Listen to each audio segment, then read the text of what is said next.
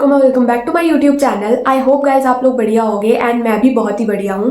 तो आज हम ज़्यादा बकवास नहीं करेंगे वीडियो के अंदर, सो स्ट्रेट फॉरवर्ड वीडियो को स्टार्ट करते हैं बिकॉज आई नो आप लोग के एग्जाम्स चल रहे हैं एंड ये टाइम बहुत ज़्यादा क्रूशियल होता है।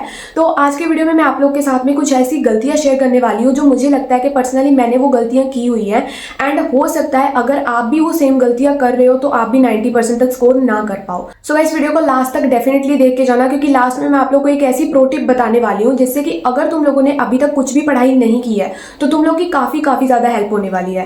And a lot of you were asking कि दीदी हमें पेपर प्रेजेंटेशन के ऊपर वीडियो चाहिए कि हम पेपर को प्रेजेंट कैसे करें हमारे एग्जाम के अंदर, तो उसके ऊपर भी आप लोग को डेफिनेटली वीडियो मिल जाएगी। इसके आगे वही वीडियो आने वाली है, तो मेक श्योर करना अगर आप लोगों ने मुझे सब्सक्राइब नहीं किया हुआ है फटाफट से सब्सक्राइब कर लो एंड बेल आइकन को प्रेस कर दो ताकि जब भी मैं वो वीडियो डालूं तो आप लोग के पास में नोटिफिकेशन सबसे पहले चला जाए। तो ये पहली गलती है, ये बहुत सारे स्टूडेंट्स करते हैं, that is last minute cramming. आप लोगों के पास जब बहुत ज्यादा कम टाइम बचा होता है ना एग्जाम की रिवीजन करने के लिए, तो आप लोगों को ऐसा लगता है कि यार अभी तो मेरी बेसिक्स भी क्लियर नहीं है, अभी मैं रिवीजन नहीं कर सकता हूँ, मैंने तो अभी चैप्टर्स को पढ़ा ही नहीं है। तो मैं लगता है कि अगर तुम रिवीजन करने जाओगे तो तुम्हारा बहुत ज्यादा टाइम चला जाएगा उस चीज में। तो तुम लोग क्या करते हो, क्रैमिंग करना स्टार्ट कर देते हो, रट्टा मारना स्टार्ट कर देते हो एंड तुम्हें भी इस चीज का पता नहीं होता कि तुम रट्टा मार रहे हो। लाइक सीरियसली तुम लोग मुझे आके ये चीज बोलते हो कि दीदी हमने पढ़ा तो था लेकिन हमें याद नहीं रहा। वो याद नहीं रहा उसका कारण यही होता है कि तुम उसको रिवाइज नहीं कर रहे हो, तुम उसको रट्टा मार रहे हो।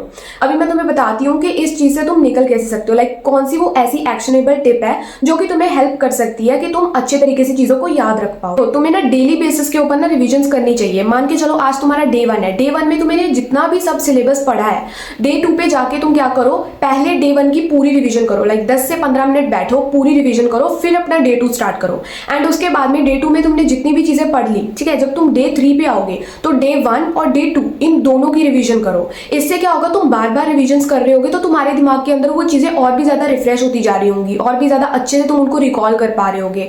ठीक है, तो देखो यही चीज होती है, अगर तुम्हें ज्यादा टाइम तक चीज को याद रखना है ना तो इसी तरीके से याद होगा। रिवीजन करना बहुत ज्यादा इंपॉर्टेंट है क्योंकि गाइस देखो तुम लोग अगर रट्टा भी मार रहे हो ना, अगर तुम एग्जाम में उस चीज को याद करके लिख ही नहीं पाए तो फिर क्या फायदा।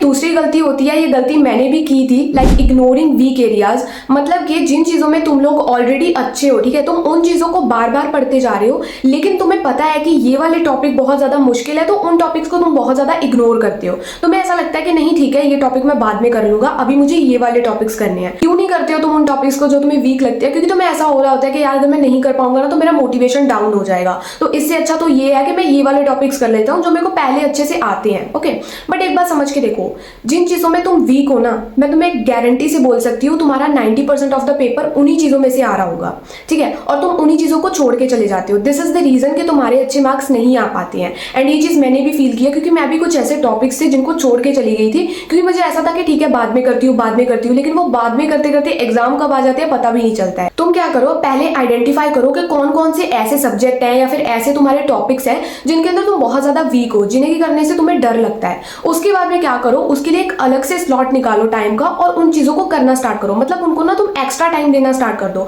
जब तुम बार बार उन चीजों को करते चले जाओगे ना तो तुम्हें पता चल जाएगा कि हाँ ठीक है अभी वो चीजें तुम्हें आना स्टार्ट हो गई हैं। क्योंकि देखो कोई भी टॉपिक ऐसा नहीं होता है जिसको तुम नहीं कर सकते हो। एक बार नहीं कर पाओगे, 2 बार नहीं कर पाओगे, अगर तुम बार बार कोशिश करोगे ना तो वो टॉपिक भी तुमसे क्लियर हो जाएगा। बट कभी भी उसको छोड़ के मत चले जाना क्योंकि गाइस देखो उसी में से एग्जाम आ रहा है, तुम उसी चीज को छोड़ के चले जा रहे हो तो फिर ऑब्वियसली बात है तुम्हारे मार्क्स तो कटेंगे ही ना। नाउ आते हैं हम थर्ड मिस्टेक के ऊपर जो कि मैं भी करके गई थी एंड मैं स्टिल उस चीज का रिग्रेट करती हूँ, विच इज के तुम लोग टेस्ट पेपर्स नहीं लगाते हो, तुम लोग PYQs नहीं करते हो। वो चीजें जो है वो बहुत ज्यादा हेल्पफुल होती हैं गाइस तुम्हारे लिए। सबसे पहली चीज तो ये होती है तुम्हें पेपर पैटर्न का पता चल जाता है कि किस तरीके का पेपर आने वाला है। दूसरा ये होता है कि तुम्हें अंदर से कॉन्फिडेंस आना स्टार्ट हो जाता है कि ठीक है भाई मैं इतने ऑलरेडी एग्जाम करके आया हूँ, घर पे इतने PYQ देख के आया हूँ, इतने मैं अलग अलग टाइप के क्वेश्चंस देख के आया हूँ, अटेम्प्ट करके आया हूँ, तो ऑब्वियसली चीज है भाई ये बोर्ड्स क्या है मेरे लिए। लेकिन जब तुम उन चीजों को नहीं करके जाते हो ना, दिस इज द रीजन कि तुम्हारा कॉन्फिडेंस बहुत ज्यादा लो हो जाता है। जैसे कि एक पर्सन ने भी मुझे बोला था कि मेरा ना पूरा सिलेबस खत्म हो गया था दिसंबर तक लेकिन मेरे को अभी भी अंदर से ना वो कॉन्फिडेंस नहीं आ पा रहा है, मुझे ऐसा लग रहा है कि मैं सारी चीजों को भूल जाऊंगा। तो यही रीजन है गाइस, क्योंकि तुम लोग उन चीजों का टेस्ट ही नहीं ले रहे हो खुद से, ठीक है, क्योंकि तुम्हें लग रहा है कि अगर मैं ऐसा करूंगा, मान के चलो मुझे कोई ऐसा क्वेश्चन मिल गया जिसको मैं अटेम्प्ट नहीं कर पाया तो मैं डिमोटिवेट हो जाऊंगा। बट ऐसा नहीं है, तुम सोच के देखो कि भाई अगर वो ही क्वेश्चन तुम्हारा एग्जाम में आ गया राइट तो तुम्हें क्या करना चाहिए, देखो पीवाईक्यूज तो तुम्हें डेफिनेटली करने ही करने चाहिए, और तुम कुछ अपने टेस्ट भी लो, लाइक जो चीजें तुम पढ़ चुके हो उनके तुम्हें छोटे छोटे मॉक टेस्ट वगैरह लगाने चाहिए, प्रैक्टिस पेपर वगैरह करने चाहिए, ताकि देखो एक तो तुम्हारी क्या है स्पीड भी अच्छी खासी बन जाएगी, क्योंकि देखो एग्जाम्स बहुत ज़्यादा लेंथी होते हैं एंड तुम लोगों के एग्जाम छूटते भी हैं, तुम्हें भी पता होगा ये चीज़, ठीक है। तो अगर तुम घर पे बैठ के अच्छे तरीके से प्रैक्टिस करके जा रहे हो ना, तो वो तुम्हें फिर बाद में उस चीज़ की टेंशन नहीं रहेगी कि भाई मैं किस तरीके से मैनेज करूंगा, लाइक तुम्हारी हैंड राइटिंग का क्या होगा, या फिर तुम अच्छे तरीके से एग्जाम को अटेम्प्ट नहीं कर पाओगे, तुम्हारा टाइम कम रह जाएगा तुम्हारे पास में। अगर तुम ऑलरेडी घर पे ये सारी चीज़ों की प्रैक्टिस करके गए हो ना,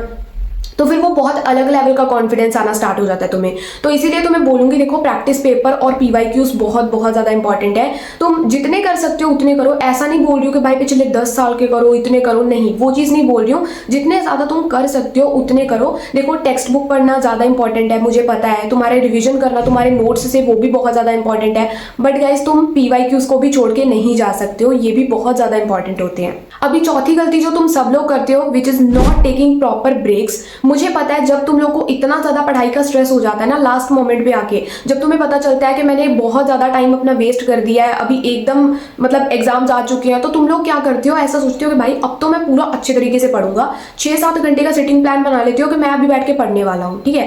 तो तुम क्या करते हो, उस ट्रैप पे फंस जाते हो। इस ट्रैप पे फंस जाते हो तुम लोग, नॉन स्टॉप स्टडी करने लग जाते हो, तुम लोग ब्रेक्स नहीं ले रहे हो, तुम्हें ऐसा हो रहा है कि नहीं भाई अब तो मैं बस करके ही छोड़ूंगा इसको। 6-7 घंटे तुमने किया, उसके बाद में क्या हुआ, तुम उठ गए, बस भाई अभी तो पूरा एग्जॉस्टेड हूँ मैं, एकदम थक चुका हूँ, पूरा ऐसा तुम बर्न आउट होके उठते हो उसके बाद में। और फिर क्या होता है, अगले 4 दिन तुम अपनी रेस्ट को दे देते हो कि नहीं भाई अब तो मैं नहीं कर सकता हूँ। तो फिर क्या ही मतलब बना तुम्हारे वो 7 घंटे की पढ़ाई करने का, जब तुम आगे उस चीज को कंटिन्यू ही नहीं कर पाए, ठीक है। तो वो चीज गलत होती है, तुम्हारा वो एक फ्लो टूट जाता है पढ़ाई का। तो उससे अच्छा तो ये है ना कि तुम लोग time to time proper breaks वगैरह लेते रहो, ठीक है। तुम उतना ज्यादा भी पढ़ाई करना एकदम से जरूरी नहीं है, तुम 1 घंटा पढ़ाई करो, 2 घंटा पढ़ाई करो, फिर छोटे छोटे ब्रेक्स लेते जाओ बीच में, ताकि तुम लोग को पढ़ने में भी मजा आए। ऐसा ना हो कि तुम बिल्कुल ही ऐसे बर्न आउट होके उठ रहे हो कि भाई 6-7 घंटे अभी मैं सिटिंग प्लान बना के बैठा हुआ था, अभी मैं उठा हूं, उसके बाद में अगले दिन तुम्हारा बैठने का मन ही नहीं कर रहा है पढ़ाई करने के लिए। अभी जो ये लास्ट मिस्टेक होती है, ये तुम सभी लोग ही कर रहे होते हो, दैट इज प्रोक्रास्टिनेशन।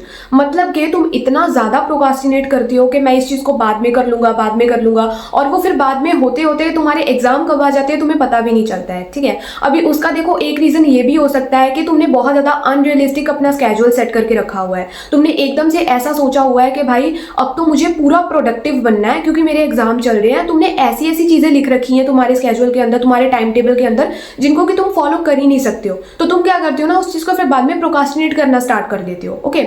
या तो फिर ऐसा हो सकता है कि तुम्हारा पढ़ाई में बिल्कुल भी इंटरेस्ट नहीं है, दिस इज द रीजन कि तुम प्रोक्रास्टिनेट करते हो। तुम अपने आप को क्या बोल सकते हो, देखो कि तुम्हें अभी सिर्फ इतना टाइम ही पढ़ाई करनी है, इसके बाद में तुम्हें ब्रेक मिलेगा, ओके।